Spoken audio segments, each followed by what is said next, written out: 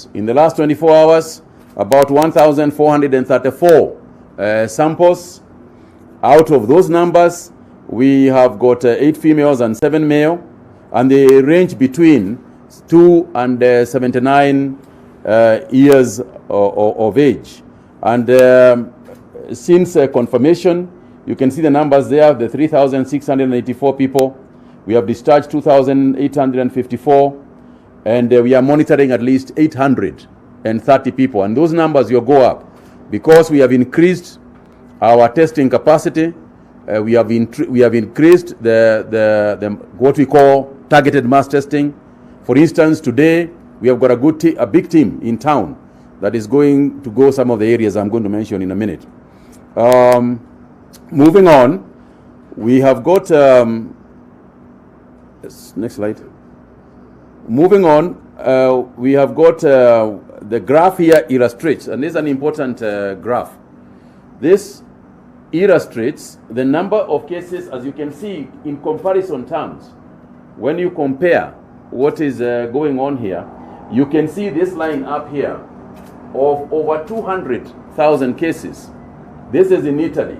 You know, it's 203,000 cases.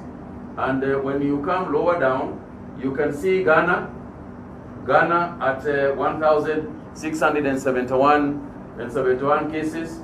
The Tanzanian figure, as at I think 3 days ago or 4 days ago, stood at about 480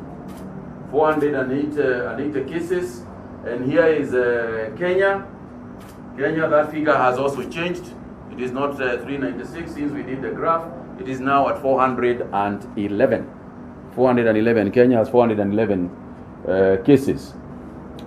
Now, when you look at the analysis of our cases, where are these cases and where are they coming from? Then you can see we have got 411 confirmed cases. We have got 150 people who have recovered. In other words, 36.5 of the people who have gotten the disease, just about over 1/3 of the people who have gotten the disease have recovered. And remember, the global fatality rate is 7%, and you can see ours is slightly lower at 5.1%. And further out, you can see the layout of Kenya. And what you have here is that the white spaces that you see there represent areas that have recorded zero positive cases all the way from. And you can see on the north, in the north you can see the issue of Mandera. Mandera is out there at 8. Wajir is down here at 8 at 2 cases.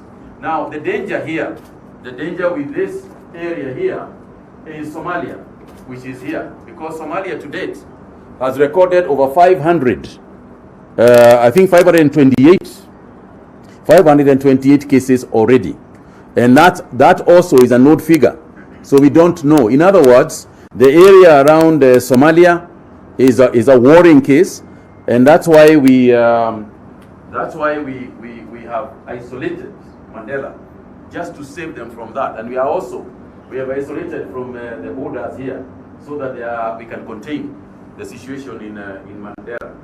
You can see that Wajir is following now with 2, and we hope that because of the closure of the border between Mandera and Wajir, we now need to close Wajir and Somalia so that we don't spread the disease out there. And in Kenya, what you are seeing here is if you look at the red represents figures of over 150, and those are essentially Nairobi out here and Mombasa. And when you look at the coastal region, you can see Kwale down here with 2, Kilifi with 8, and Mombasa at 124. So Mombasa again, in today's figures, for example, today we had 15, and out of the 15 that we got today, 11 come from Mombasa. So Mombasa is beginning to be a worrying situation, and further measures, we have to take further measures.